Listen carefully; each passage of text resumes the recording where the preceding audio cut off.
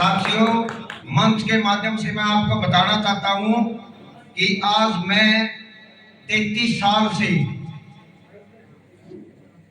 इस काम के लिए राजनीति में बहुत संघर्ष किया और 15 साल से मैं पुनिया पंचायत में काम कर रहा हूं। और सबसे बड़ी जो हिंदुस्तान की पंचायत है वो पुनिया पंचायत है। वैसे तो राजनीतिक पंचायत हो सकती है कोई बड़ी, लेकिन जो खाप पंचायतों में बड़ी है वह हिंदुस्तान में पुनिया पंचायत है। और मुझे गर्व है कि मैंने ऐसे गोत्र में और ऐसे परिवार में जन्म लिया जिसका मैं गर्व से अपने नाम ले सकता हूं। साथियों, अब आपने बताया था कि सबसे ज्यादा डाटा यही बता सकता है। अब जो मेरे सामने है 350 गांव में आप पंजाब के अंदर रहते हैं जिसका डाटा मेरे पास है। उसके बाद यूपी में 400 के करीब गांव में आप लोग रहते हैं, उसका डाटा मेरे पास है। उसके बाद उत्तराखंड में 60 गांव में आप रहते हैं जहां पुनिया राजा उठता था, उसका किला भी है, उसका डाटा मेरे पास है।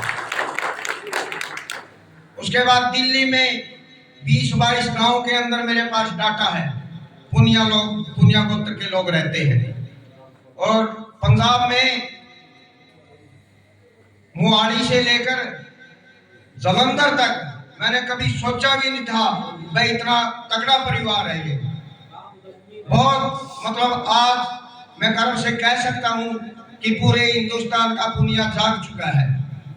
और आप बुजुर्गों से और इतिहास से मुझे पता चला है कि आपका जो गोत्र है इससे बड़ी और कोई कम्युनिटी है ही नहीं। आप सर्च कर लेना, देख लेना।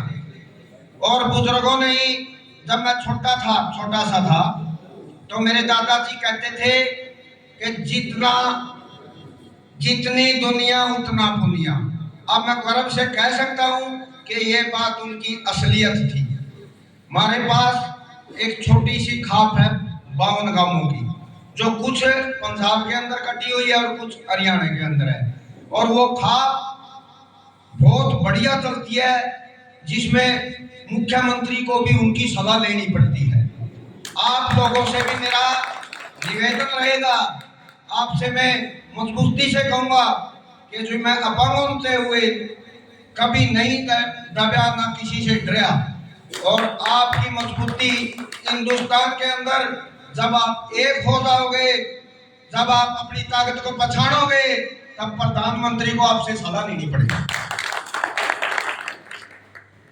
ये बातें मैं इसलिए बता रहा हूं कि पुनिया गोत्र है, इनका खून नागवंशीय ही आप लोग ही बताते हैं। तो मतलब जो अपने आप को कमजोर मानता है, कमजोर समझता है, वो पुनिया है ही नहीं। हमारी बेटियां हैं जो हम गर्व से कह सकते हैं, हमारे बुजुर्गों की औलाद है, हमारी बेटियां हैं, वो बिल्कुल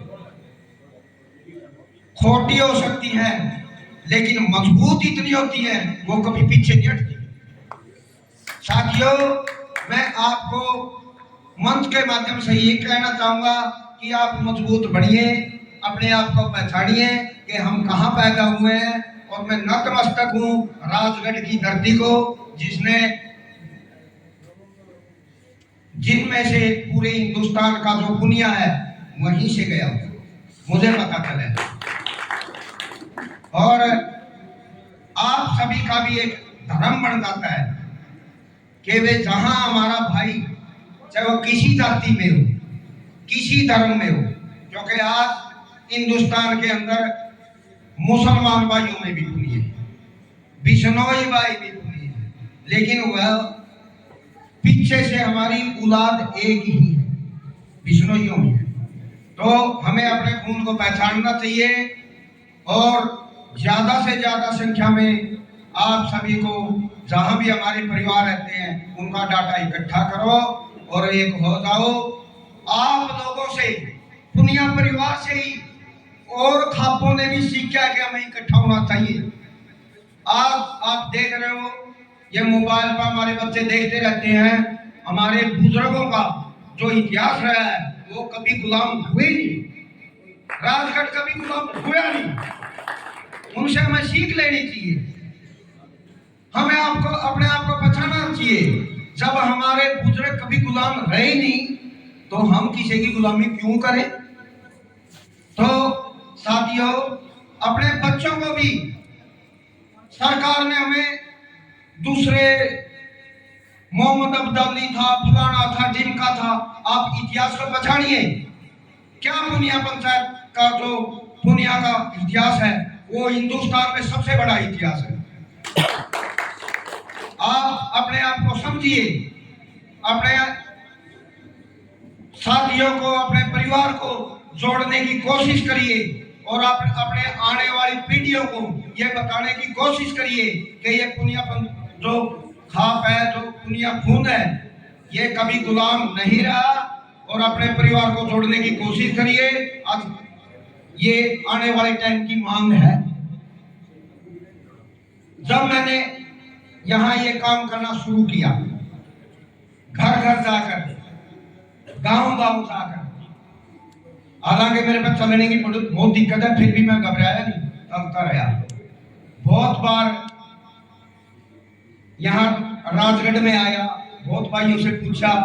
चौधरी बलेराम जी का मैं गर्व से, हमारे जो राष्ट्रीय अध्यक्ष हैं, गर्व से नाम लेता हूँ कि उन्होंने बहुत कोशिश करी कि हमारा परिवार एक हो। आज मुझे खुशी है कि आप कुछ करने लगे और आज एक जो और खापे पूरा देश के अंदर, ये फलानी खाप का चौतरा है, ये दिखड़ी खाप का चौतरा है। राजगढ़ के अंदर जो असली पुनियागढ़ है, आपका धर्म बनता है वही सहयोग करे, वही की कमेटी से सहयोग करे और उसको बढ़ाने का काम करे, ताकि कोई वहां को गुजरे, उनको ये पता चले ये बड़े समाज का चौतरा है, उनको पता चले वहां छोटी सी शुरुआत हुई है। और मैं आपको विश्वास दिलाता हूँ, पूरा देश का पुनिया उसको बढ़ाने का काम करेगा और ये पहचान दिलाएगा कि हिंदुस्तान के अंदर कोई कम्युनिटी रहती है तो इनका ये यहाँ है, ये बिल्डिंग है। और वहां जितने भी भाइयों ने अब तक बिना मांगे, हालांकि किसी से कोई पैसा नहीं लिया, कहीं भी बिना मांगे कितना सहयोग करे।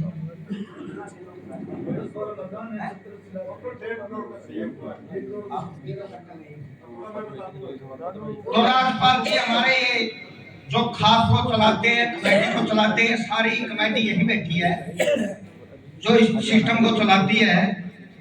साफ साफ तो यही बताएंगी, क्योंकि लेने देने का काम सारा इनका है। मतलब अब बिना मांगे हरियाणा से बहुत साथी आए, वो भी देकर गए, राजस्थान के भी जो हमारे सक्षम भाई हैं वो भी देकर गए। और आपसे भी मैं कहना चाहूंगा कि अपना चौतरा में से किसी का 1 रुपए का नोट है, कोई 1 रुपया दे सकता है, कोई 100 दे सकता है।